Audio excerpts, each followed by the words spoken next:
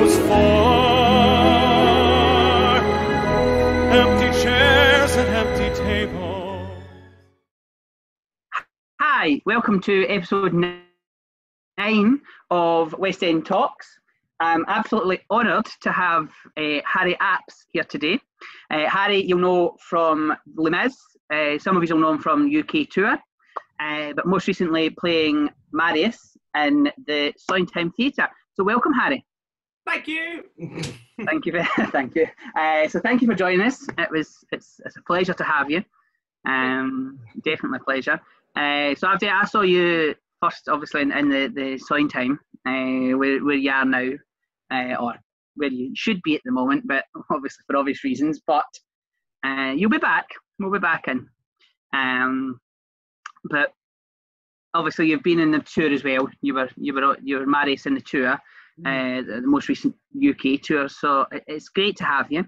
We'll get started. We'll just get started the usual way for West End Talks, and that's just asking you a bit about you and your performing, and basically how did you get into performing arts? Cool. So I got into performing when I was, I've got a sister that's 10 years older than me, and she got into musical theatre when she was about 14. Yeah. And then I was 4 at the time. So as she got into it and more into it, I didn't really have a choice. And so I just started listening to musicals because she was listening to musicals and that sort of stuff.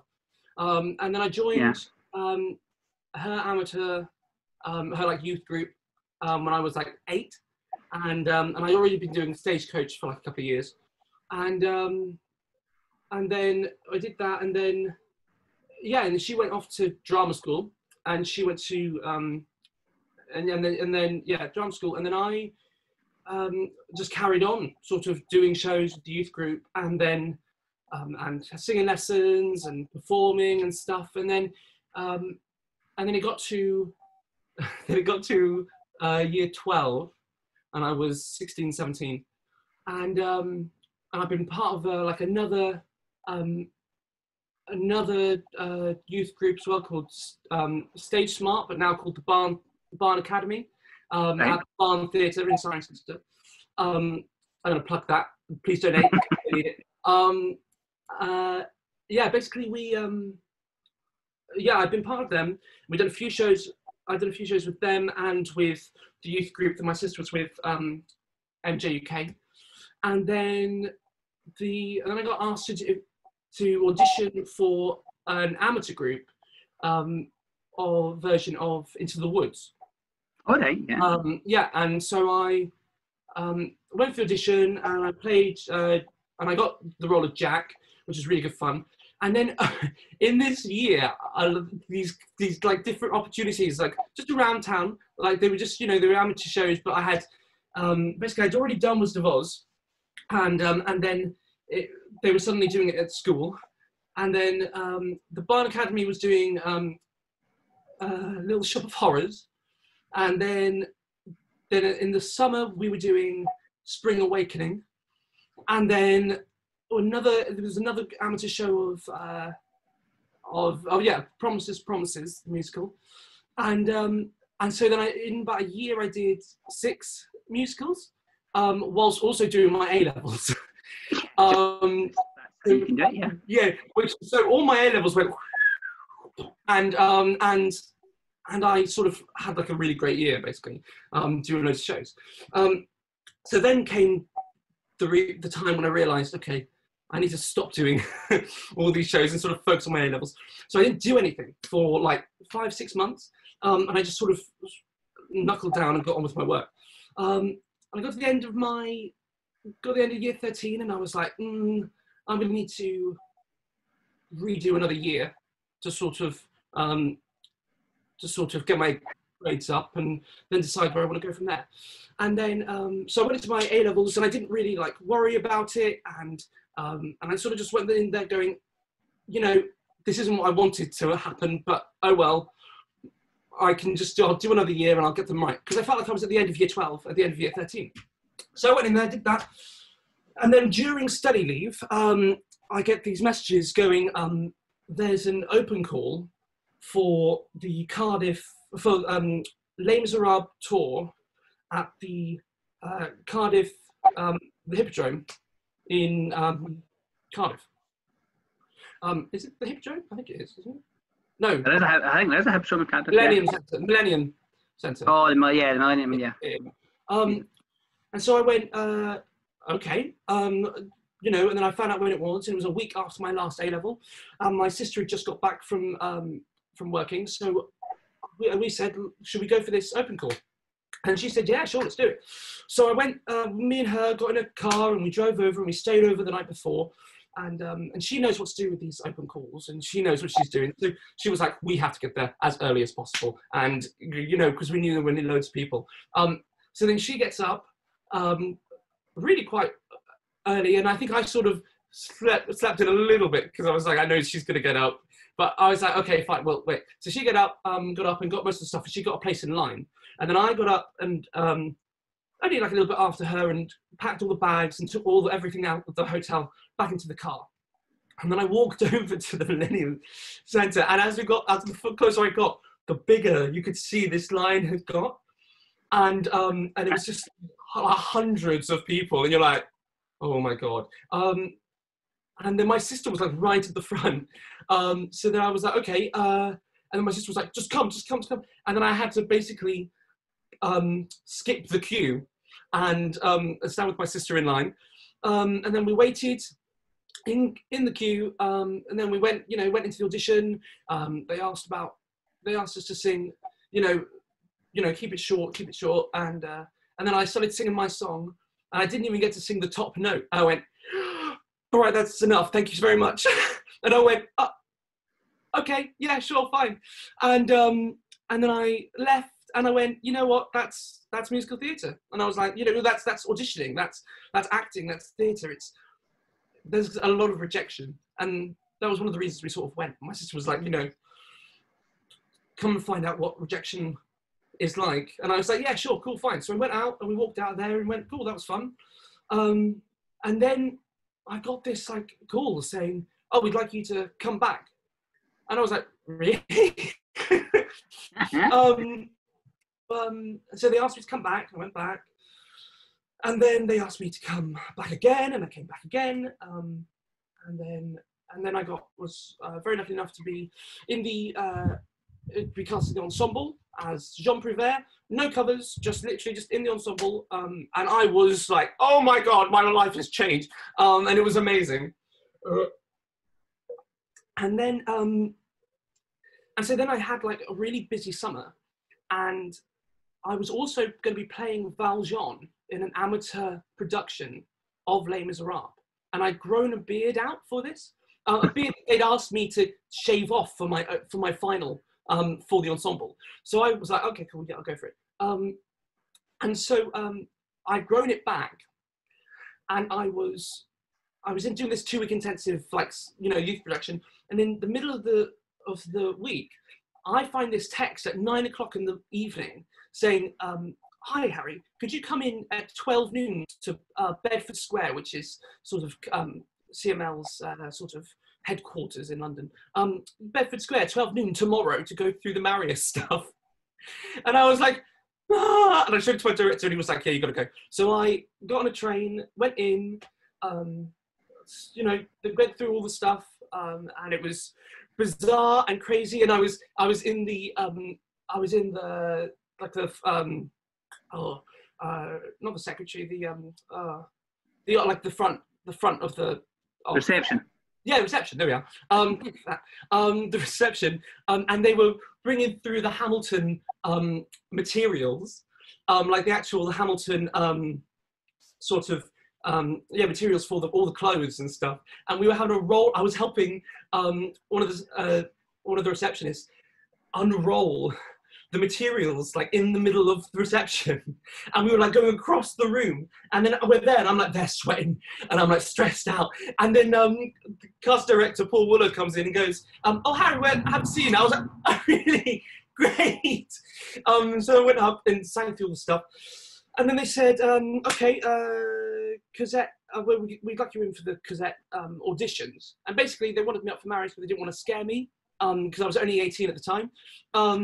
And then they said, and I was like, oh, yeah, sure, okay, yeah, whatever. And then I did the, and then they asked me to shave off my beard, and I said, I can't really do that because I'm currently playing Valjean. And they went, oh, okay. So then I just carried on rehearsing, and we got the show done. And then on the Tuesday, we opened the show. And then on the Wednesday of the second week, I went on the train, went to Umbrella Rooms, did the open of, did the Marius final, which I finally realised it was, and sang through. He made me sing Bring 'Em Home.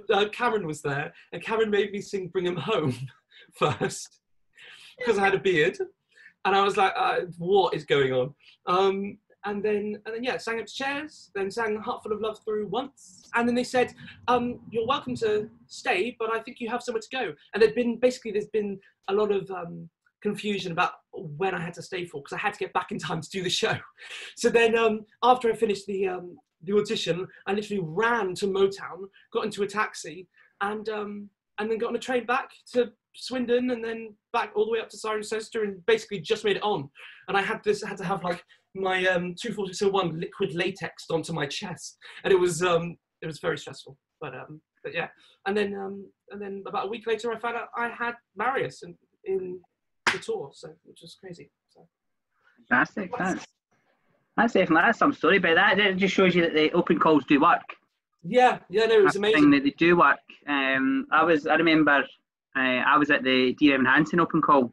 I'm not a performer. I'll make that clear right now. But I was with a friend for moral support, and it was mad. Like I've never experienced, and I probably never will again, because as I say, I'm not a performer. But the amount of people that were there for 3 parts, because that's all they were casting at the open cast, was four. Sorry, they were casting 4 parts, and it was like, wow, like this is open casting. This is just everybody, anybody, and you had semi-professionals, and you had and okay, one of the people that actually got cast were just behind us, but that's a different story. But yeah, open casts are scary, and I wasn't even performing. Like I wasn't auditioning, and it was scary for me. So how it is for you guys, I don't know. But no, that's great to know. That's and some good information there for people that are thinking about taking part in open castings and stuff. That they certainly do work. Yeah. So we'll now move on to the painful bit. Or I don't know if it's that painful. I don't think people will find it that painful. But it's the bit that the West End Talks hold no responsibility over. It's the fans' questions. Cool. Okay. So are you sitting comfortably? Because actually, believe it or not, we've got the most questions we've had for you. Well, that's nice. That's nice, I guess. So this is so far anyway. This is the most we've had so far in for one person. So far. So first one up is Zach asks. This is your first West End role. As Marius. What's it like stepping into a role that's iconic for your first? Good fun, and also I guess you're quite assured. It's quite reassuring that you know the material's really good. So you're not going. I'm not going and doing a show, and I'm like uncertain if it's going to go well because of the material. I know that if it works or not, it's sort of on me, which I guess is sort of both reassuring but also terrifying at the same time, you know? Yeah, I can imagine. So it's funny. I think it's probably got the equal amount of positives and negatives as doing a brand new show, but in a brand new character in a different way. Because you've got, you're reassured that it's a good part, but at the same time, you're sort of, so many people have come through and amazing performers, so you just sort of have to just go for it and I remember we were on the tour and I sort of like found my own sort of way of doing it, and I just sort of found my own sort of way into Marius and just try to do it as honestly as I find it, you know, think of him as, you know, how do I think of him, and just sort of playing him how I want to play him, not like anyone else. Yeah. Well, that's a good way of looking at it. Definitely, that's for an actor. That's definitely what you should do is you shouldn't be playing it as somebody else, because obviously it is an iconic role. It's a role that hundreds of people have played before you. From people like Michael Ball have played that role. Obviously, had his name, the guy that did it in the film. That's terrible, which we'll come to shortly. So it's iconic. Like, people have played it, but the idea is to make a Harry Apps. You're not making it like Michael Ball or anybody else that's played him. You are trying to make him Harry Apps. You know what I mean? Like who played him in the film? Eddie Redmayne. I don't know. Anyway, it doesn't matter. Do you mean the concert version? No. The concert version was Jonas Brothers. Rob. The guy who Jonas. But yeah. The film version, it doesn't matter. His name will come to me. Eddie Redmayne, isn't it? That's it. Yes, Eddie Redmayne. Eddie Redmayne, that's him. So Rachel asks, apart from the ones that you sing, what's your favourite song in Les Mis? I mean, I sort of singing this, but I sort of don't. Is "Drink with Me" probably, that's because it's just a really lovely song, and it's more usually you can get the sort of waterworks going for me, which is always helpful when you're trying to be a sad character. So I just think it's really lovely, and it's very pretty, and because it's sort of everyone trying to be as happy as they can be when they know that they may not live again, it's quite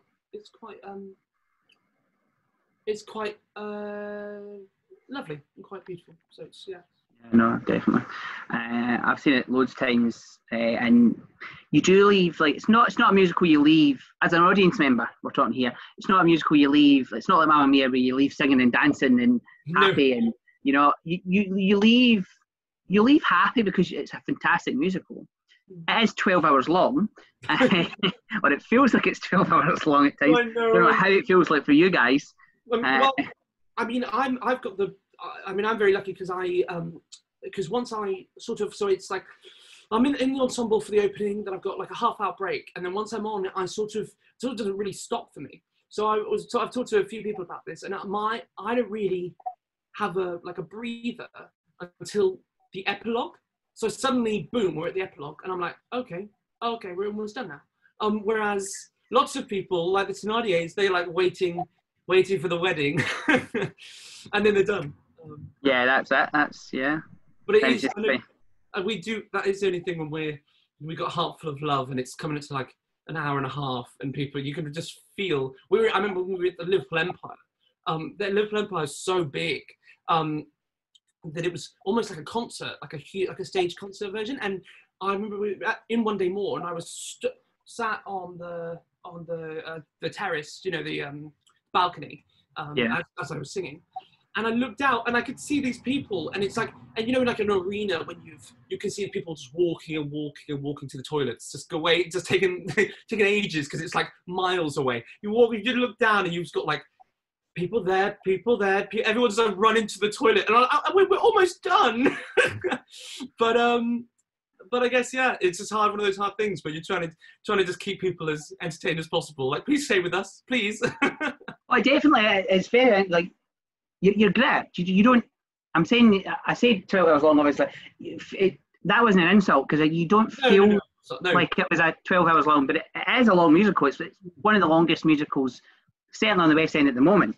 But probably one of the longest in history. It is. It's about good 3.5 hours, isn't it? Nearly. No, quite as long, 3 hours. It's about 3 hours, isn't it? Like 2 hours, probably something like 2 hours 45. Yeah, so it's not quite 3 hours back. Hour and a half, first one, then an hour and 15 the other. Testing your knowledge, yeah. Testing your knowledge. You like that. Something like that. So that's a good answer. So Elliot, he's asking, what's the best and worst thing about touring? So not necessarily with Les Mis, the touring side of things. Best thing is that you get to see the world, the country, and if you're doing an international, the world, and you get to do the show, in lots of different theatres, and you sort of learn about working about how you perform to different size theatres.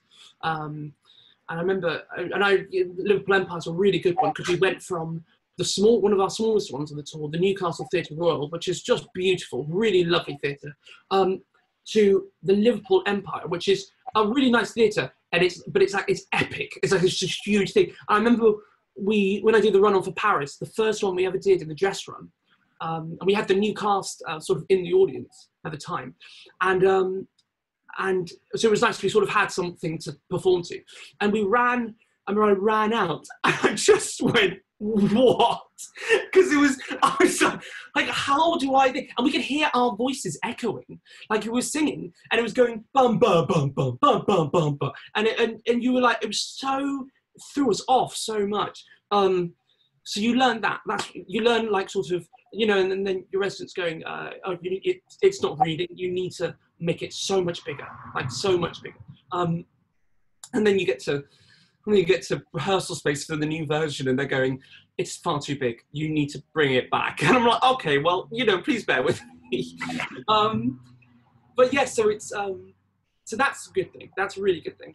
The hardest thing of touring is that you're with the same people, which is really nice. It's really good fun.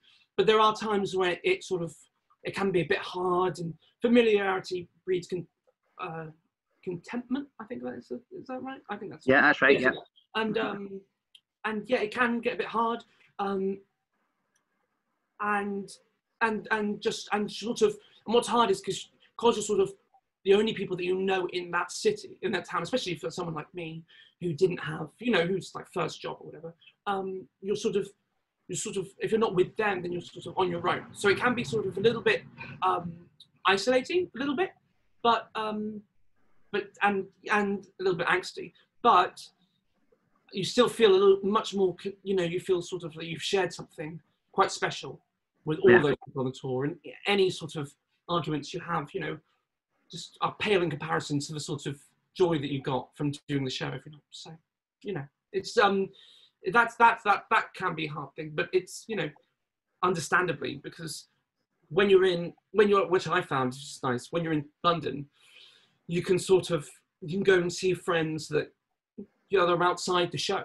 But what you're doing is when you're on tour, you're working and playing with the same people, and it can just get a little bit thing. But it's good. But it's good fun. And when we were in Dublin, and you know, I remember once we went to a club and we just said, oh, we're all in Les Mis, and they just led us through past like the 50-person queue, and you're like, this is amazing. You had like a really good time. So yeah.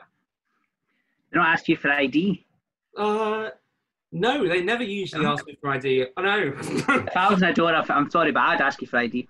Well, I'll take that. I'll take that. Yes, definitely. I mean, I used to think it was great when I was younger, and I looked older for my age. And now it's like, I mean, I'm only 20 now. What am I saying? But I just know, I'm going to get to like 30 and like I'm wet and like regretting always looking older or something. I don't know. There's nothing wrong with being 30. Oh God, I don't know. I was about to say, wait a minute here, Harry. I'm 30 next year. What are you trying to say? I would have said that. I would have said that you were much younger. Oh, thank you. You're too kind. No, I'm 30 next year. So Vicky, she moves on, and she moves on to a slightly controversial question. Oh God! It can be, depends how you answer it. No, what's your opinion on the movie version of Les Mis? So not the live stage recording, but the movie. I have to be honest. I watched it when it came out, but I have sort of stayed away from it since getting. So I grew up loving Les Mis and really enjoying how to put it. Just loving the album. I used to listen to the album when I was like 7 or 8. I remember listening to that. And then seeing the film was amazing. And then I've sort of since Les Mis, since then, I haven't really looked at Les Mis at all until about the year before I guess I got Les Mis, where I actually found out what we were doing for the amateur production of Les Mis the year before that. So, and I sort of didn't want to look at it then. and then when I got married, I sort of didn't want to watch it because it's so easy to sort of try and replicate what someone else has done. You know, especially like a movie star. You know, like Eddie Redmayne, who's won like 2 Tonys, that sort of, you know, or Oscars even. So it's just sort of, yeah. I haven't watched it from memory. I think there are parts of it that are epic, and I think there are parts of it that aren't as satisfying as they are on stage. And I will say that there are some. I can't really care what I say this.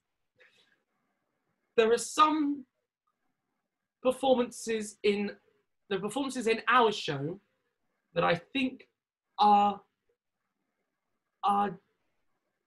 in my opinion more entertaining than in the film, and I will leave it at that. But that was a lot more politically correct than Mr. Carson was yesterday. Oh, was he? He said that as a film as a whole it was good, but he didn't enjoy Russell Crowe. Oh God! And that is recorded. That is on the chat, which will be live tonight at 7. Wonderful. So you can watch that and see his brutal opinion on the film. Yeah. I do think from what I've seen, and I have seen Eddie's, my friend Eddie, Eddie Redmayne's Empty Chairs, and it is Empty Chairs. His Empty Chairs is amazing, but it's a sort of not as good as yours. Well, thank you very much. But I think it's funny because it's sort of, I couldn't do it like he does on stage actually, because he does it in such a way that you can only do it for film, where he said it so quietly. If I was to do it like that, you wouldn't be able to see it because you can't be that close when you're in an audience. So, you know, it's different. That's it. That's the thing you need to remember. Stage can't do what film can. Yeah. And film can't do what stage does as well. It's a bit of both. It goes both ways, but definitely like there's scenes like even the look down, right, the opening in the film is epic. It's fantastic, especially in the new production. It's brilliant in the sound time because you obviously bring out the rows and it's great. But obviously the film they can do so much more because they've got so much more space for a start. And there's camera trickery and I don't mean like editing, I mean literally they can put a camera in different angles and stuff, whereas you're only performing to the front. Yeah, so I do remember the opening of the film being amazing. Dum, dum, and then you're like, oh, this is cool. But yeah, it's funny, yeah. And then that's only something a film can do. So, but there's nothing beats a live show. Like no matter what film, I can't think of any filmed version of a musical, and I mean I'm talking like Les Mis, not a stage filmed version. That I've seen that beats the stage show. Like seeing something live is just so much more better. Yeah. Doesn't matter who plays who. But your version of Empty Chairs is definitely a lot better than Eddie's, I can assure you. Oh, that's very nice. It brings a lot cooler. So Sarah, she wants to know, what's it like being lifted by John? Lifted by John? Wonderful. No. I mean, it's sort of the same. I mean, the problem I have is I get so used to doing it that I sort of start thinking about other whilst I'll just daydream and I just forget what's happening, and then I'll just sort of and then something might go wrong and I'll be like, oh shit, what's going on? Oh no. But yeah, apart from that, it's just like being picked up by anyone else if you're used to that sort of thing. It's a lot of fun. Yeah. It's definitely it's great how, like, obviously we'll come to that bit in a minute, but shortly. But the changes that they've done, obviously, that since it was last in the Queens, obviously it was the Queens back then. But the changes, but we'll come to that later. We do talk about that a bit more later on. So Amy asks, she's asked quite an interesting question actually. If they were to make a film about you, so about Harry Apps, right? Yeah. Who would play you? I don't know. Eddie Redmayne. That's an easy answer there, Harry. You took the easy way out, I think, to be honest. I did. I mean, whoever you think Depends You on... actually see Eddie playing you, to be honest. You do. Oh, well, Like, as people know, I'm not talking performance here. I'm not talking Marius Yeah. side of things. But I do see a lot, like, similarities, yeah. There's some No. similarities between you and I'll Eddie. say Not that. that I've met Eddie. I've never met Eddie. So Oh, your I'm best only friend, Eddie, talking, your best friend. like, Mr. Redmayne. I've never met Mr. Redmayne. Although, if rumours are to be believed, there may be a chance.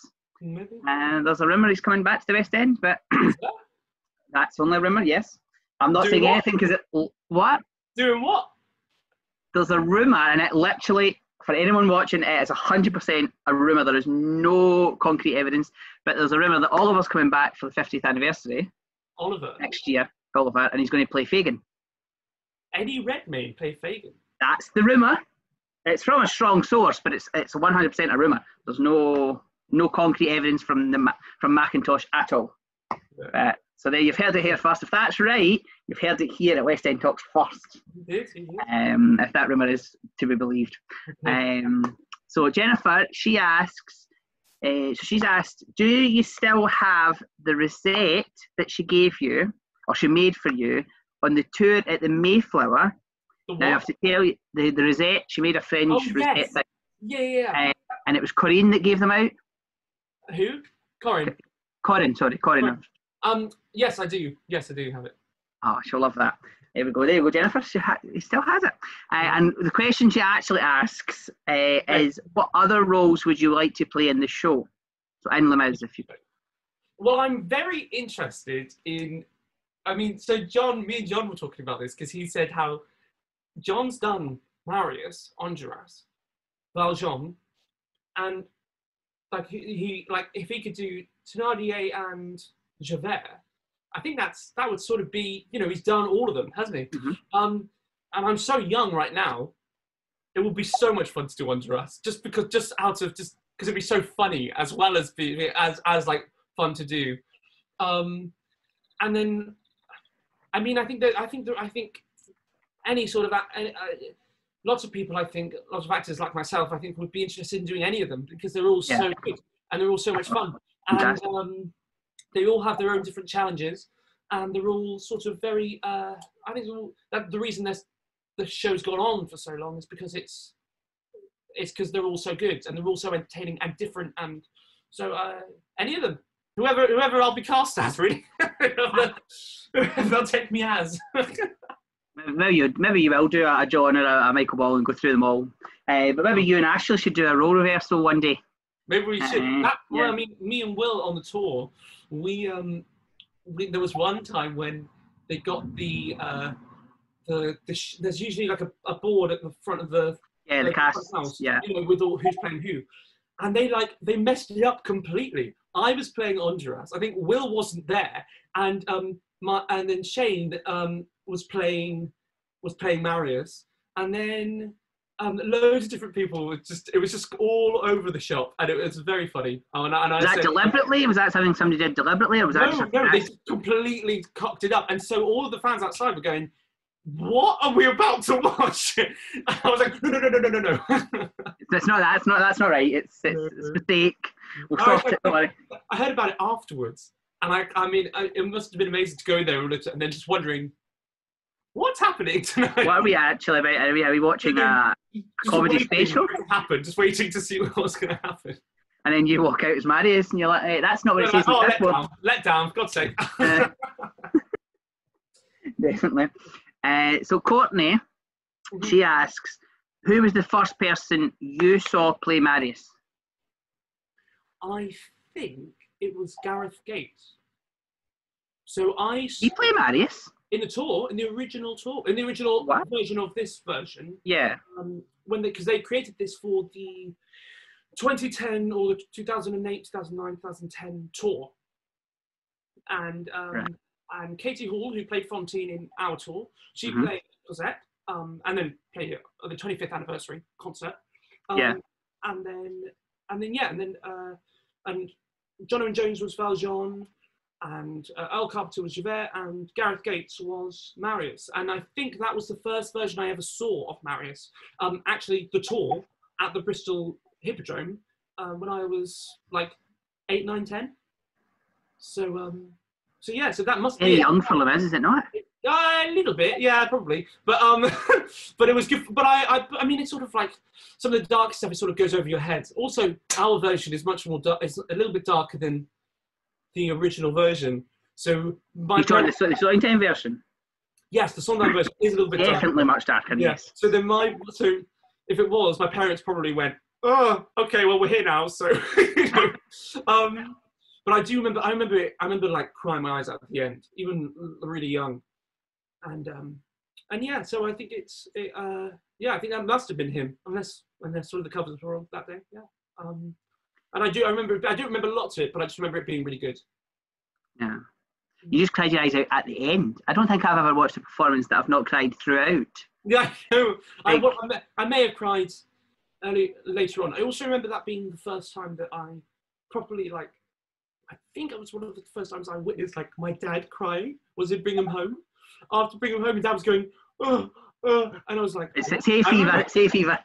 I remember being, what? Like little 8-year-old. You cry? What are you doing, Dad? What are you doing? You're embarrassing me. You know. But yeah, that's what I remember. It was brilliant. I remember it being really good fun. So Alex, he asks, what's better touring? Start that one again. What's better, touring or static? Or static? What, in town? Yeah, and so like London or touring. Yeah. I mean, performance-wise, you're not social life or anything. Yeah. I mean, I guess I think here's the thing. Tour, the tour, like the standard, and here's because I've got to be careful. I've got to be how I say this. Is sort of I've got to be right how I say this, because there's lots of talk about tour not being as good as town, and that isn't true. You know, the budget that we had on tour. I think our tour was one of the biggest tours there is going around. We had, I think there was an article about it in The Stage. They had a really, like, such a huge organization, like, you know, task to try and get the entire show to all these different theatres. But the shows, you know, the tour is as good as town. I think, personally, as a performer, I think it is just physically a little bit easier when you're in one place, because you're able to get into a routine and you're able to, and it's not so it's tiring moving around. But I think the state of performance, and I had to stress this, it really and the, you know, the standard and everything is as good as town. You know, there's no real change in that sort of thing. I walk to work now, and it's very similar set to the tour, and I go, okay, this is okay. It feels like I haven't left. Do you know what I mean? Yeah. But I think as personally on my own personal sort of like satisfaction, I guess, or sort of wise, it's a little bit easier in town, I guess. Yeah. From a personal, definitely, I think touring is hard on the body and the mind. But yeah, I've seen some fantastic touring productions. Like, I'm obviously originally from Scotland, and that was touring productions was my musical life, because obviously Scotland's not that close to London, so I didn't get to West End till I was a lot older. So touring productions were my medicine, or whatever you want to call it. So that's what kept me going. It was going up to Glasgow and or Edinburgh, depending on where they were going, and seeing the touring. So and you saw some marvellous touring productions, like, and the casts were just as good, if not sometimes better, than what was on the West End, depending. Not naming no names there, you know. Although the last Marius, besides it to play in the tour, didn't go very far. The last person to play Marius in the tour. That Harry Apps, I don't know where he is now. Never worked again. One shot and he blew it. Yes. No, I don't think he's blew it, that's definite. So Matthew, he asks, what's your pre-show ritual? Oh, I mean, I'm very neurotic, so it changes as it goes. Used to be make sure you've shaved, but I shave at home now. in the mornings just because it's a little bit less stressful.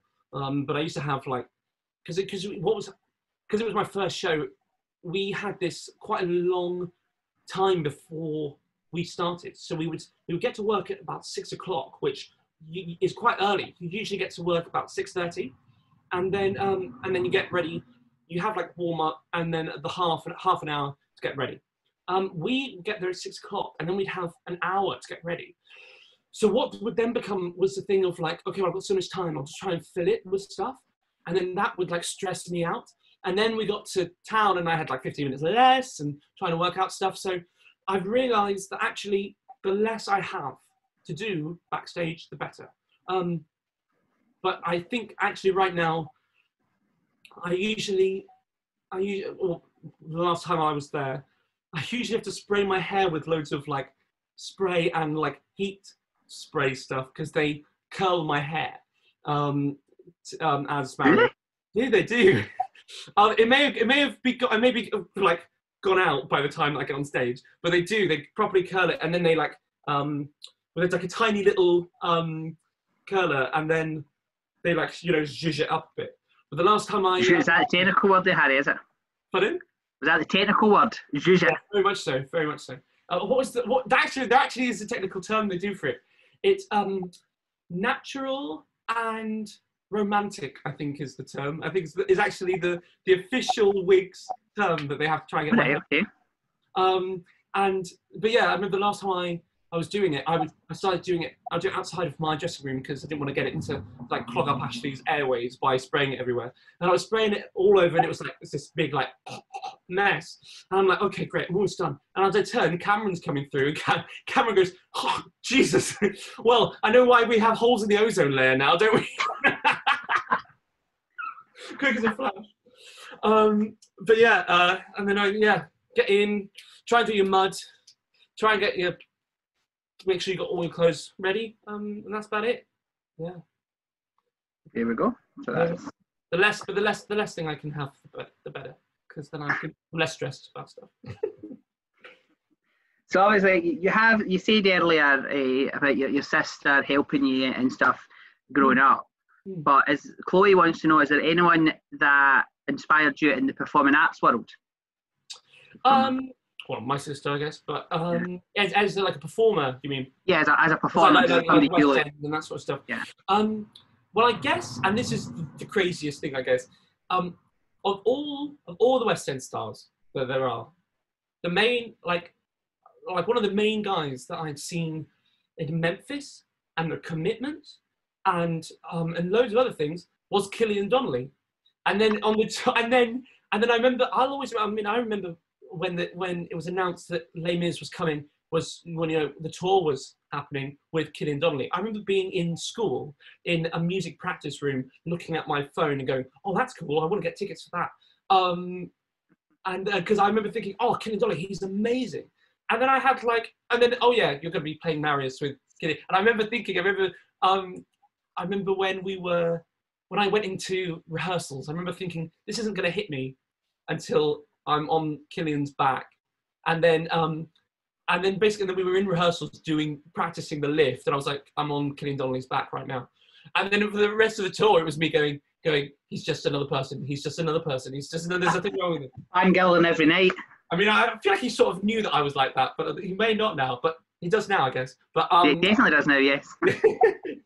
But yeah, it was he was great. And I mean, I've listened to loads of like Ramin and John Owen Jones and the big ones and the great sort of vocalists and performers and yeah, I think I've seen a lot.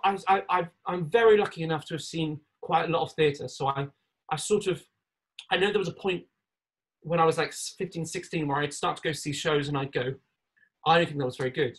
I'd sort of start to have the your critical mind sort of starts coming in. But yeah, I mean, it also changes as well, because I can also, there are also still performers that I see that I think you're really engaging and I really think you're great, even now. So, yeah. The great thing is you're young. So you're a lot of your idols and people that you looked up to are still performing. Yeah, exactly. We've talked to a few guys recently who are older, Yes. and they're maybe their idols are either not performing or they've passed away.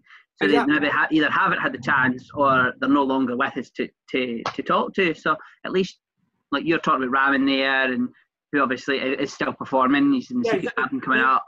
Killian, who is constantly performing, which is great. So a lot of them are John Owen Jones. A lot of the people are still about.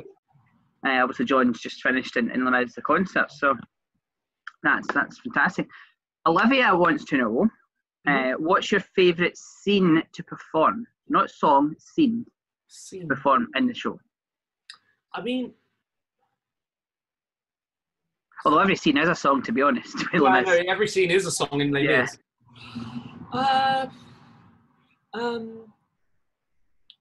I guess ABC is the first thing that comes to mind because it's so much fun, and we do have a lot of fun with it, and everyone else has. Everyone in that group has a lot of fun with it. So it's always very entertaining and slightly terrifying about what's going to happen that day.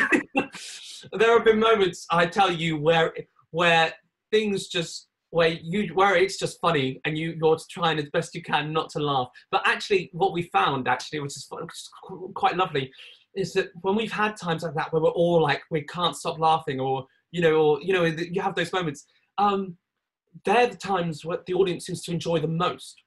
Yeah. Because that's when things are really alive and happening on stage, and that just seeps into the art. And so, God, that sounded really really, really, there are a couple of terms I should use, but I won't use them now. But family friendly. Deep into the art. Oh my God. No, but you know what I mean. It makes it much more engaging. It makes it much more entertaining. So ABC is probably one of my favorite. Just because you go. I would go to the point where I'm going, I don't know what's going to happen now. I'm so terrified, but excited at the same time.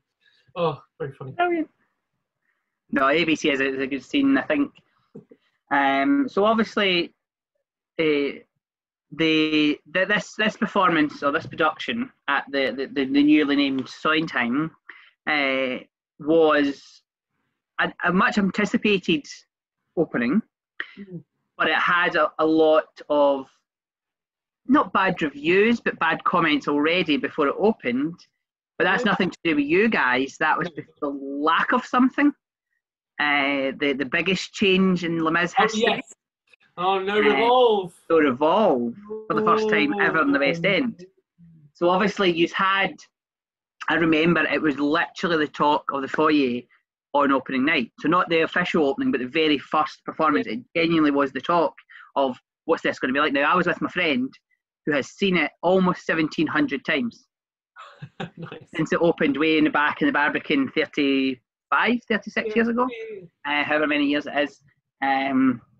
He's seen it nearly 1,700 times, and he was, I'll be perfectly honest, he was dreading the first night, because he was a lover of the Revolve, and it has changed. That opinion has completely changed, and he's won over. It is different, as he said. It's not the same production, but nobody said it was going to be the same production. Like Macintosh advertised it as a new production for, as the tagline says, 21st century.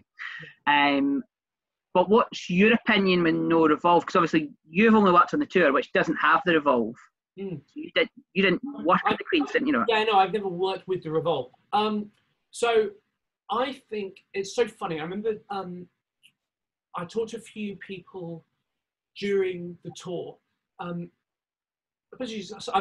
talked to quite a few people. Just happened. Just talking about Les Mis.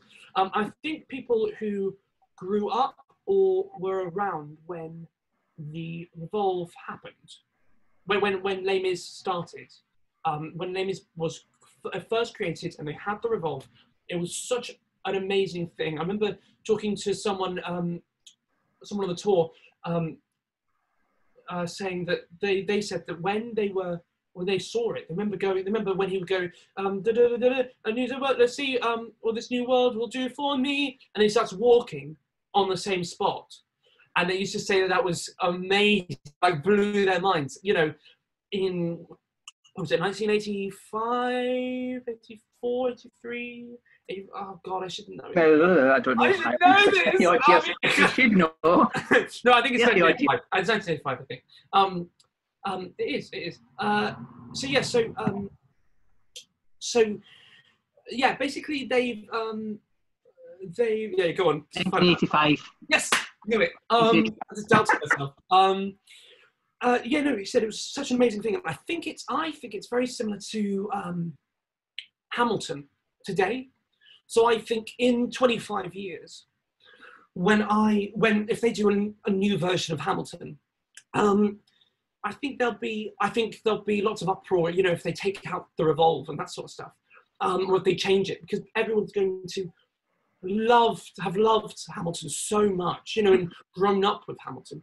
And so I think it's the same sort of thing with Les Mis. And I understand, but, you know, for me, I don't have that connection to the revolve. And all I know of Les Mis is the music, because I've never actually seen the Queen's version until the last day of rehearsals in London before we went to Leicester to begin the tour. So I never actually, you know, I remember sort of seeing it and going, oh, that's cool, but it's not like amazing. So yeah, so that's what I think of the. I think it's amazing. I think it probably was. I thought it was good when I saw it, but I think me looking at it when I've seen other shows and stuff that use revolves, you know, as a commonplace now, it doesn't seem a bigger thing to me. But I think it's a very much a thing that people have fallen in love with, and you know, you don't want it to see it leave. So I completely understand why they felt like that about the revolve. But I do think that our version is equally as entertaining, I think. I'm definitely honest, I prefer it without the revolve. Well, you said it, not me. I said it, that's my opinion, 100% my opinion. I'm not talking cast or anything here, I'm not getting into performers or anything. I'm talking literally just the performance. I think it's more, it flows, I feel it flows better, and it feels more like a musical. Lots of people it moves much quicker than the original. Yeah. So you know, each to their own. That's it. Everybody's going to have opinions on everything. Like it's the humans. We're all going to have opinions. I could say something there, but I'm not going to because it involves a fair word. So Rebecca asks, is there any tips that you can give to keep your vocals safe? Anything you use? I steam a lot. Dr. Nelson's steamer. I haven't really needed to use it in the last couple of months, but yeah, that I used to do a lot of ginger and honey. Ginger, I would usually find if my voice was really like overused and that sort of stuff, I would have those ginger, and it would bring it, because it's the most potent and natural anti-inflammatory. Right. So I would find my voice go like from there to there and just come back and just relax. Anything else? Salt water gargles are always good for sort of well, it's sort of good for. I always found it was good for my tonsil. I mean, I remember when Leicester started, I had like huge like inflamed tonsils and stuff. It was all like, but I was able to keep going. I didn't stop. When you're in that sort of place, you just like don't stop, and it was fine. I was able to get through it. But salt water gargles really helped, and I sometimes do them. I know other people who just do them just because it seems to help your voice, and it does. I always feel like, yeah. So I don't know why it works, but it does help. That's not, definitely. But sometimes the worst thing is to stop. Yeah. Like what you're talking there, that sometimes it's the worst thing to don't lie down to it. They say that, like, don't lie down to things like that. So, but at the same time, if you know your body, stop. as I've found out in over time. Yeah. Yes, no, there's the knowing when to stop if you need to, but then also not laying down to it. But also, yeah. Also, just not thinking about it too much, just sort of going for it until nothing's coming out. Until you have to physically. Yeah, until you literally don't have a choice. Yeah. So yeah, some good advice there, and hopefully Rebecca can take something away from it. So Tom, he wants to know: is there any tips for students that want to make it?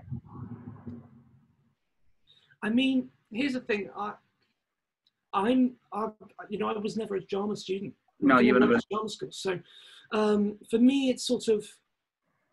I think the best thing, and I've realised this actually since I've been in lockdown, is really when I went into the open calls, I didn't think I was gonna have any chance of going for it.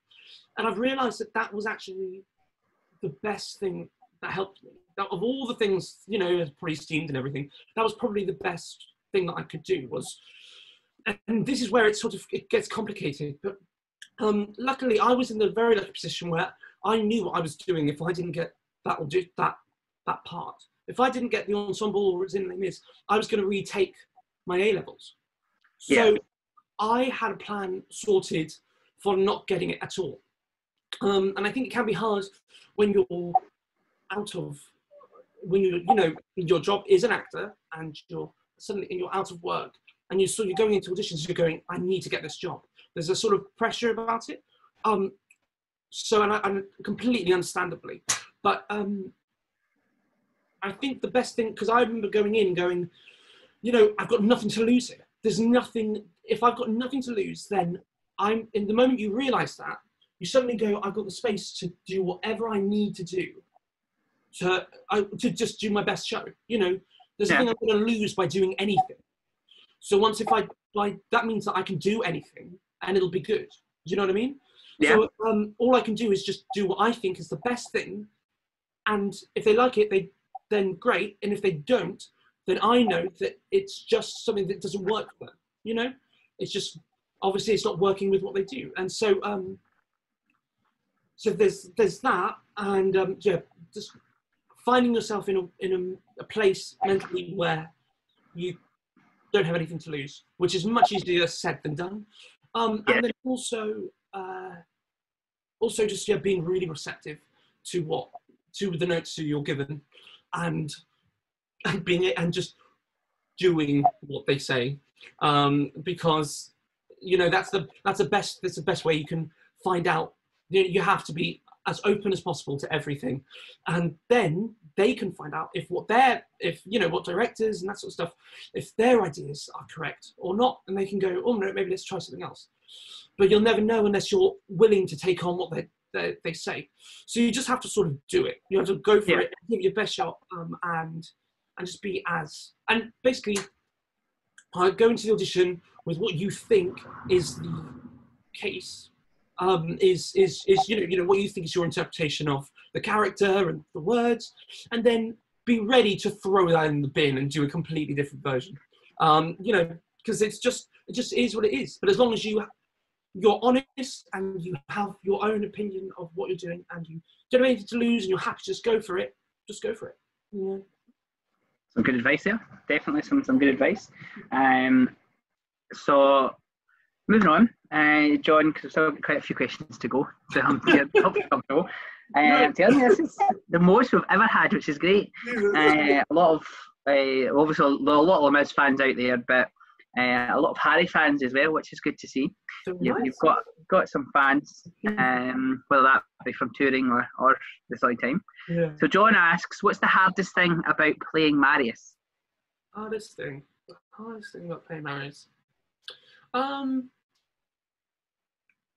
I think what I've realised is over being back here is that is trying to make sure that I have.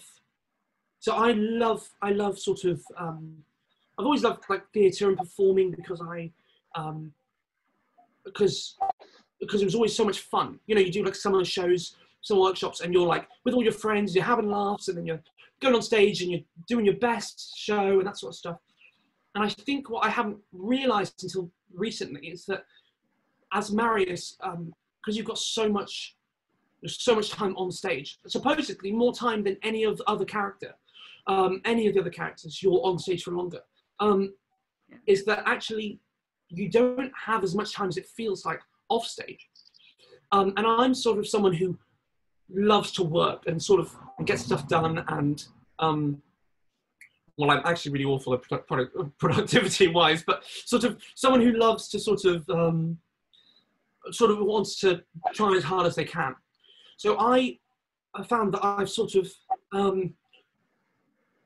like said no to relaxing, because and you go, and in my mind I've sort of gone, well, when I go to work, I'll have fun there and that sort of stuff. But what I've realised is that actually, because you're married, because you're playing Maris, and you're working, you're on stage for so long, you have to make sure, basically, that you allow yourself time to relax during the day on another space, and with other people, because actually, it may, if you're not spending enough time off stage, because I didn't really have enough time, so if you go in and you just doesn't stop, and then it's over, and then you'll go home. So I've realised that basically one of the main things is also giving yourself time to relax, because you don't actually have time to do it, or have fun a lot of the time at work. And then also just not getting too weighed down in all of the sort of, because it can be quite a dark musical, and sort of making sure you don't sort of let yourself get depressed and that sort of stuff. And, but it's also a great show, because if you are annoyed about stuff or there's something on your mind, you can sort of just let it out. And then they go, "Oh, that was quite emotional performance." I go, "Yeah, you've no idea." Yeah. There was more emotion than you think in that. But yeah, no, it's just sort of, it's just sort of staying chipper, I guess, and sort of just making sure you don't get too not too overly focused, or overly not putting all your eggs in one basket, and not Remember, there is another life. Hard, basically. Yeah, having a life. Yeah, basically. Being Harry rather than Marius. Yeah, exactly. Yeah. That's but I'm sure it must be hard to be Harry in London now. I'm sure it must be hard to be Harry in London in respects of people recognise you and stuff. Do they not? I mean, I haven't really been in London for long enough for that to sort of, Right. you know what I mean? And also because I do look different, because they do stuff with my hair and that sort of stuff. I mean, currently it's getting as long as I've ever had it. But Tell me about it. I know. But yeah, because I look different, and so people don't always. So I don't usually get that a lot. Yeah. You look that different. I don't look that different. No, I mean, it depends. I mean, I guess I haven't really felt it yet. I haven't really feel like it's hard. It's not hard for me to go move around. Thank you. Let's see how the public think. There you go. So this is you, obviously, and John, and Ashley. John was so happy when we got that photo, because when he played Enjolras, he basically, when they did the original tour, because he was the Enjolras in the original tour, the original version of this production on the tour. They had a moment in the original version like this. This was part of the staging, and so when we were in rehearsals, he went, "Okay, well, we did it this way. Let's do it like this again." He said, "Maybe we'll see if we can get a photo." And then we literally got a photo of that, and then it was like in the paper, and he was so happy. And it's a great photo. I think the caption was "Great Men." So obviously, in case anybody hasn't seen it, this is obviously John, who plays Chopin John. Who's amazing. He is fantastic, definitely. I love John. This is Harry here, who plays Marius. And who's always Nene and Ashley. That's difference of opinions there. We'll agree to disagree. And this is Ashley, who plays Andras in the show. There's another one of you. There we are. Possessed and demented. This scene here, from an audience perspective, because these guys, just in case anybody hasn't seen it, not just spoiled too much, but I think it's been running long enough that there's been that many spoilers. The guys behind you by this point are all dead. Yeah. Is that correct? Yeah, I'm right in saying that? Yeah. And you all carry on candles, and it gives you chills. Like, it gives you absolute chills. Like, no, you don't carry on candles, sorry. You take off the candles. It's the girls that carry on the candles, and you carry them off. I was getting mixed up there, sorry. But this is, now, correct me if I'm wrong, but this is empty chairs at empty tables, isn't it? Yeah. Yeah, I thought that. So it's just, yes, the better version, not the Eddie Redmayne version. Thank you. Another production shot. So this is you, obviously, and Lily. Is this the tour? That's the tour. So that's Bronwyn. So it's because that's not Shan. Yeah, because that's not Shan. No. There's one from the tour. Then it didn't even click to me when I saw it. And this is one of you on the barricade. Right there. Wonderful. Is that not you there? Yeah. I'm not a fan of that photo. I sort I of, think it is anyway. my mouth is the biggest mouth you've ever seen in your entire life. Okay. But I mean, I do have a big mouth. We'll get rid of it then. So you don't look that much different from No. Marius. You Like, can see what they've done with my hair. It's all sort of like natural and romantic. it's not like an alphabet. You No, know, where no, you you're walk right. out and you're all green or I'm whatever, not wearing a black wig. You're absolutely right. or all green or whatever. Yeah. Scarlett, she wants to know now. This is Scarlett. This has nothing to do with Ed Talks. What's your favourite takeaway, and are you single? My takeaway in what way? Oh, what? Just food.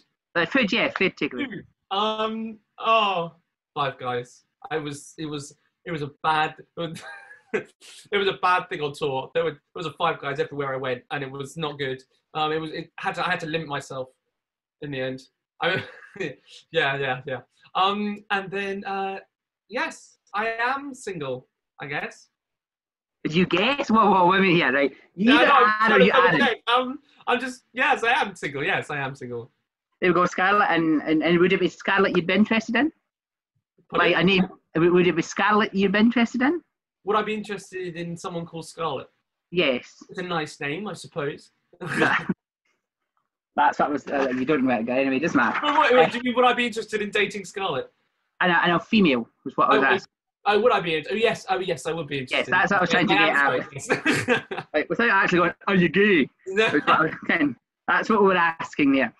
So for Scarlett's point of view, so Louise, now that we're over that, we'll move on very swiftly.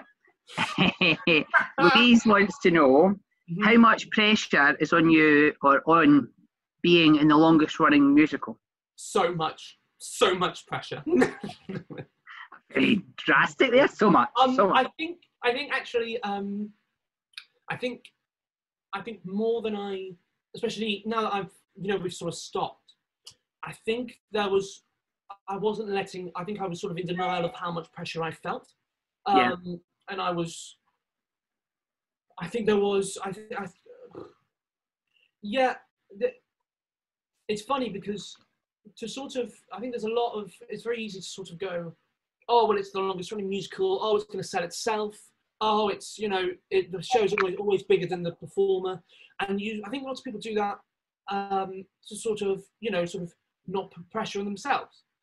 But at the same time, you sort of then lose the confidence in yourself because then you're basically saying, oh well, they're not really coming for me, they're not coming to. They don't really care about my performance. They just care about coming to see the show, and my performance doesn't count. My performance isn't worthy. I always tried not to think like that. But I think there's lots of people say that. I think because I hadn't stopped from the tour and then I got to town, it was all sort of happened very quickly. And I think I was sort of, because it happened so quickly, I didn't have the time to process it. Also, even getting the job, when I had the first job on the tour, I had about a month, and then suddenly I was in London. We had to organise everything. And I tried to pass my driving test and failed on the last corner of my driving test, like a week before. So I didn't really give myself time to process it. But I mean, not to say that it sort of got in the way, but I think I sort of, I think I may have been a bit happier if I had thought about it through a little bit more. You know what I mean? So I guess, and not having the pressure of doing the show has sort of allowed me to sort of see how it was sort of affecting me. Not in like a really awful sense, but just sort of, it was there. So now I've sort of found my way back to how I sort of felt about it when I went into that first audition, which is really, the truth is that I could do this show and never get another job. That's the worst case. Fingers crossed that doesn't happen. But no. This could be the last musical I ever do. So I might as well go for it. And you've got nothing to lose, because the only thing that's going to get in the way is worrying that you're not is letting the pressure get to you. Do you know what I mean? And worrying that you're not performing your best or whatever. So yeah, so I think I wasn't aware of the pressure that I was feeling. I felt the pressure. I've realised that there was pressure there, and I've sort of now worked out how not to let it. And I think it'll always be. I think it's something that every performer sort of will face or has faced. And I think it's just about finding a way to dealing with it personally. Yeah. So it's just sort of, I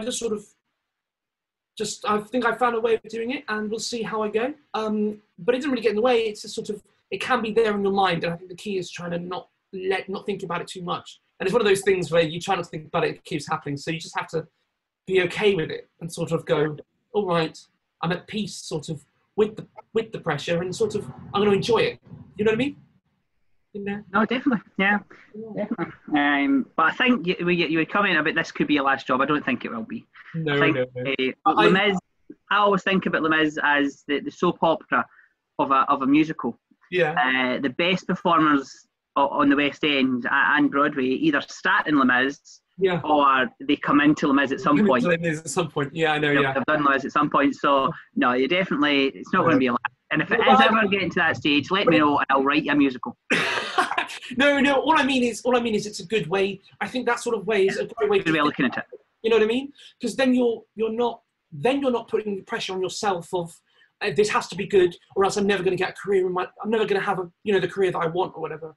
I think it's better just to sort of go, I'm going to live for this moment and live for what I'm doing right now. Whatever happens in the future, this is happening right now, and I'm going to go for this. And that's when the pressure stops, because then you're going, I'm in this moment. I couldn't be more prepared for this moment, so let's just do it. Yeah. No, definitely. But that's a good way of looking at it. Without a doubt, definitely a good way of looking at it. Just a couple more. You'll be glad to know we're nearly there. Jamie asks, quite a simple one: would you do Broadway if the opportunity arose? Yes. Next question. I don't think there'd be many performers that would say no there.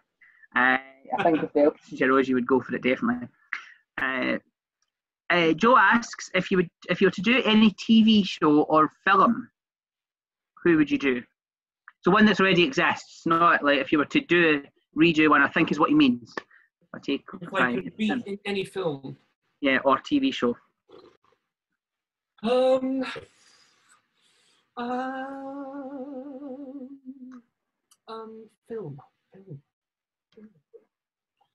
I guess, I've got favourites. I guess I've got Dark Knight, or they're just the good films. Who would you play in the Dark Knight? I'd love to play the Joker in Dark Knight. Now, would you beat Heath Ledger? That's the question. Would I beat Heath Ledger? Yeah, would you be better than Heath Ledger? I'm probably not, but it would just be... You're better than Eddie Redmayne, but would you be better than Heath Ledger? The challenge would be fun. He's going to tick off the Hollywood stars here, yeah? No. I'd love to... I just saw it the other day and I thought, God, that must have been so amazing to sort of film was... I saw a bit of Romeo and Juliet, the Baz Luhrmann version. Yeah. Which would have just been an amazing thing to sort of be part of. That would have been fun. But yeah, any good film, I guess. And TV series, I suppose, there's so many, it's very hard to choose. I'd have to be in a good thriller. I just finished... Quite good in a comedy, especially over the last, just talking to you just now, I think you'd be quite good in a comedy. Completely different to Les Mis. I've actually become addicted to Community. Do you know Community? Yes. Yeah, I've never watched it in my life, and I've just started, and I've had like it's been bad. I'm having banned TV now for a while because I just can't stop watching it. It's very, very entertaining, and there's so many people in it that I just love. Yeah. So a comedy. It's definitely an interesting. It's an interesting show, yeah. But I think everybody's done that in lockdown. I think everybody's found that TV show that they've never watched but have fell in love with. Mine was Modern Family. I don't know why I've never watched it before. But so much fun. Yeah, I know. I had never watched it. But everybody kept saying, "Oh, you remind me so much of Cameron. You remind me so much of Cameron." And I'm like, who? And then who? And then I went, I saw a picture and I went, oh, and don't look like him, but actually watching him, oh my God, I'm so much like Cameron. Yeah, It's unbelievable. Anyway, 2 more questions. Claire, if you could write, I'm not calling you Claire, by the way, this is Claire's question. That sounded like I was calling you I was Claire. enjoying that now. I thought you'd vote on a Saturday night. If you could write a musical about, i.e. a stage musical, it's not a film version, about any singer, who would it be? It's not been done. Ooh, any singer. I've done a lot. I've sung. Or using their songs maybe as well. So not necessarily about the I think there isn't a Frank Sinatra musical, is there? There's Come Fly With Me. Come Fly With Me, but yeah, a dance show, I think. There's the Frank Sinatra story, but I don't know if that's an actual. I've never seen it, so I don't know if that's an actual musical or if it's just like. There is the Rat Pack. I mean, I think I've sung a lot. I used to do lots of stuff with lots of swing, lots of like jazz and swing music, and so I always used to listen to loads of Frank Sinatra, and I used to love listening to all of his stuff. I think I don't know. It depends, because I think it'd be an interesting sort of. It would be. I mean, I love his music, but I also feel like I'm not sure of his story. Things I don't really know enough about their lives. That's the thing. That's why I said, like, because obviously Bat Out of Hell is a musical set to Meatloaf's songs, but it's not Meatloaf's story. I guess so. I mean, I guess. I'm trying to think. I'm going. Oh well, you could do things about not Nina Simone, the other old jazz singer, but there's the one that all the names are leaving me now. It's not good. It's not good. The pressure. It's worse pressure. West End Talks is worse pressure than Les Mis. So much pressure. So that's definitely a lot. I think something jazzy, or there's not many jazz musicals out there, which should be a good selling point. Jazz musicals. I also think it would be interesting because in jazz you've got to swing the melody. You can swing the melody where you basically change the rhythm of the melody, which I always think would be interesting to do in a musical, because then you give the performers even more sort of leeway to change the rhythm to make it make sense dramatically. Do you know what I mean? Yeah. So that would be interesting to see, I suppose. A jazz musical including jazz songs by perhaps Frank Sinatra. There we are. Somebody like that. That's a good answer then. Last question from the public. And it's an interesting one, I've got to say. Grace has heard that there's a rumour that was going about on the tour that you can beatbox. Is that true? I mean, she didn't tell me her sources. We can all beatbox. I'm not I'm not one of those whoop whoop guys, but I mean, do you want what? She says, "Is it true? And if so, can you show us some?" Show some. Put you in the spot. I think I can. I have a version of beatbox that I do. Would you like to see it? Yeah, there you go. Show us the Grace. Okay, I gotta go for it. I'm just gonna go for it. There we are, something like that. There we go. There we are. That's beatboxing. That's what you get. That's all we're getting. But that's good. That's better than nothing. A little's always better than nothing. Thank you. I really didn't enjoy doing that. So that brings us to the end of the fan questions. You'll be glad to know. So that pain's over. But we have the last bit of pain, which is the West End Talks quickfire round. Or as Tom Gribby named it last week, the not so quick fire round. Oh. So you don't have to rush through these questions, but it's just the same ones we ask every day, and it's what would your dream role be? So if you could have any role, if the producer said you can have this role, what would it be? I mean, it probably would be George in Sunday in the Park with George. I think. Yes. Because it's so good. I just love that musical so much. I used to listen to it. My mum always used to listen to it. Always does listen to it. And yeah, I've grown up and I just love the musical. I mean, there are so many shows. There's so many shows. Les Mis is a very good one. I'd love to play Valjean or whatever. I'd love to do Phantom. I'd love to do all those sort of stuff. But I also Like a common trend for Les Mis cast going to Phantom or Phantom. I also would like to do non-legit shows. Try and do more of a poppy sort of stuff. Just because it would be just to sort of keep things sort of wide. So what do you mean like that? Like an Angelique or something like that? Like what I mean is so Les Mis and Phantom vocally are very similar. They're very similar vocal styles. And though I know I can do that sort of stuff, I'd like to challenge myself by doing sort of like maybe more of a poppy show or that sort of thing. Do you know who I could see you as? Who I would like to see you as, certainly. Yeah. Now that you've just said that, Sky. Sky? In Mamma Mia. In Mamma Mia? Yeah. I can see you as Sky. Maybe. I don't know. It'd be fun. Completely different bias. Maybe this hair's quite beachy, I guess. But I don't know. Completely different. Yeah, no, that would be fun. That would be good fun. Sky. That's my dream role for you. I don't know if that's any sort of dream role for you, but hey ho. But no, George is a good one. I think you'll have to fight Jake Gyllenhaal because obviously he's coming. I know. I can't wait. We had tickets booked. So I think we're going to go see it at some point. Anyway, it's definitely coming. It's been postponed. Is all it said.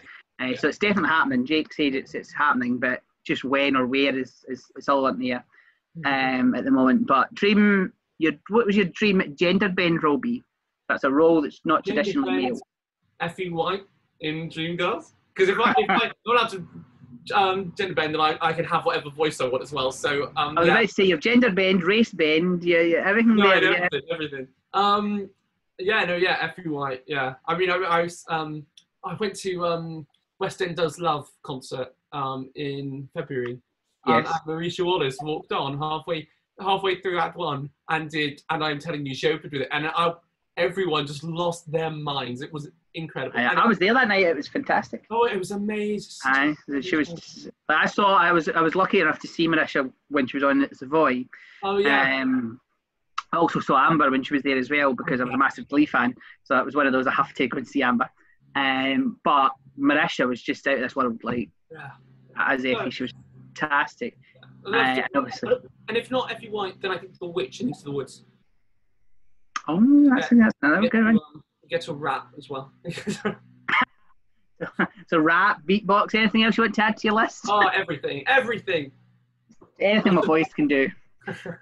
So what's probably the toughest question that we ask? Mm-hmm. What's your favourite musical theatre song? That's not necessarily one that you perform. It can be, but it not necessarily has to be. Mm-hmm. My favourite musical theatre song. Bloody hell. Of the tragic ones, I suppose, or the sadder ones, or the ones that make people cry, because they're usually not sad, but they're happy when things are sad. Probably, I mean, one of them has to be end of Act 1, Dear Evan Hansen. What's it? You Will Be Found. You Will Be Found. Because I was incredibly lucky. I was so lucky. That's also, by the way, one of the reasons I got this job, because I'm so lucky. I'm incredibly grateful for everything. But I went to New York in 2017, and I saw the end of Ben Platt's run as Evan Hansen. And I remember the end of Act 1. I was like 17, like October 2017. And I remember I like cried through the whole thing, and then at the end of Act 1, I remember it was so amazing, and I was in such floods of tears. Like I was on my own as well in the restricted view seat, and I had to get up, and there was the box, and then you came out of the box through a little doorway, and then you'd go turn right, then turn left, and go down the stairs. But if you didn't turn left and you turned right, though you could just go around. There was this tiny little, a bit more of floor that just carried on to just like a wall. And it was like a little alcove sort of area. And I remember I walked out of the show finished, or Act 1.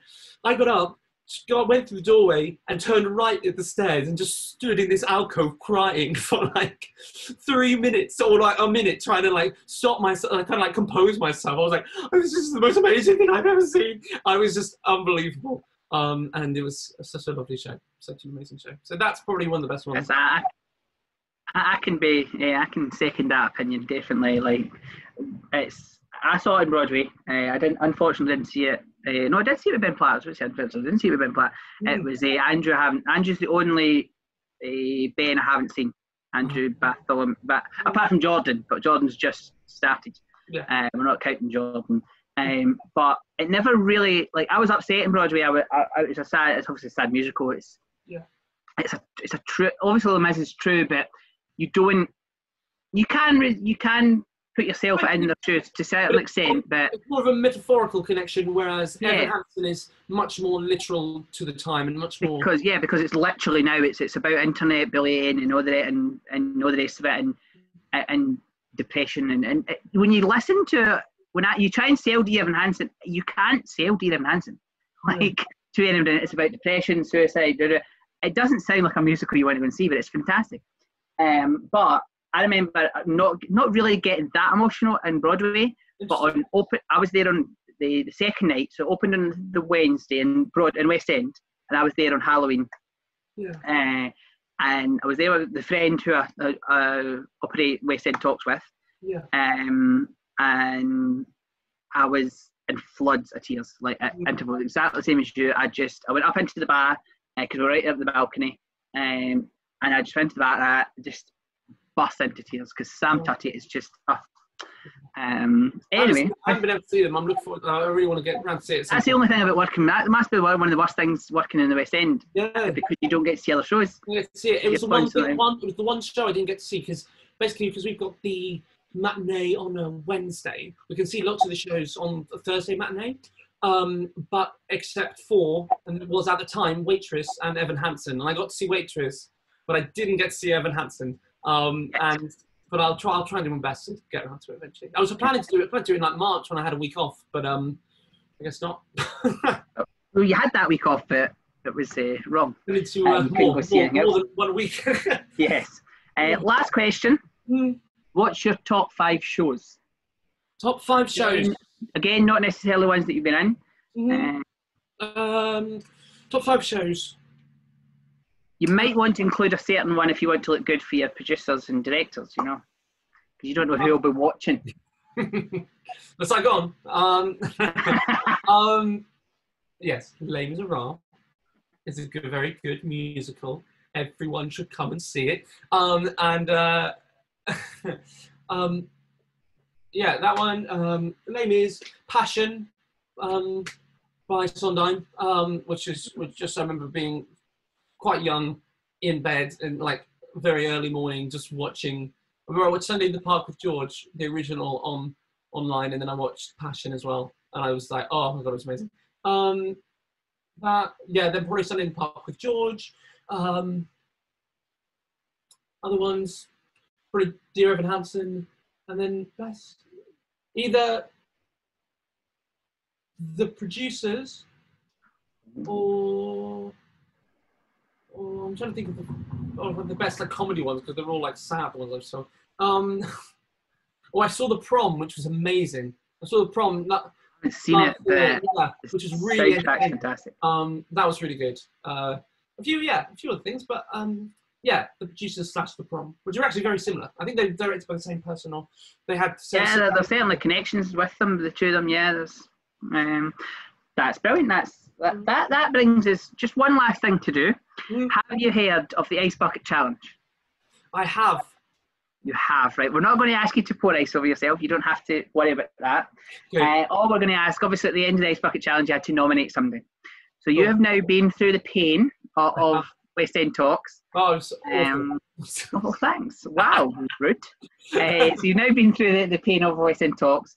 It's now time to inflict that pain on somebody else. So what we'd like to do is nominate somebody on video so that it's recorded. And then once you're finished, as soon as you finish the chat, go onto Twitter and just pop up onto Twitter, just in my talk with West End Talks, obviously tagging us in it. And it's your turn and tag that person, and we'll try and get them in for saying their name. We'll put it on them. Now, it can be anyone you want from theatre. Anyone I want. I'll choose Will Richardson from the tour. That'd be a bit of a laugh. Yeah, gives us a bit of another perspective. That's good. Yes. He's been doing some. Did some interviews on ITV News Meridian the other day. It was very. It caught me off guard. It made me laugh a lot.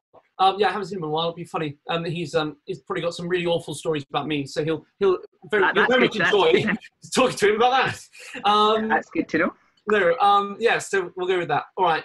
Lots of love. That's great. So just before you jump off, just one last thing for you guys at home. Just to finish up the episode. Me and Harry are not here for fun. Although we did have fun, we're not here for fun. We're here to try and raise money for Acting for Others. Mm-hmm. So if you can, please pop a link in. The link will be in the bio below. Donate anything you can, whatever you can. It will be helpful to the charity. And join us next time, where we'll have Joel Montague for our 10th episode. I can't believe we're at 10 already. You'll know Joel obviously from Waitress and Falsettos. So thank you very much for joining me. Harry, once again, thank you. It's been an absolute pleasure getting to know you. And everybody take care. Thank you very much. See you soon. Bye-bye. Bye-bye. And rain.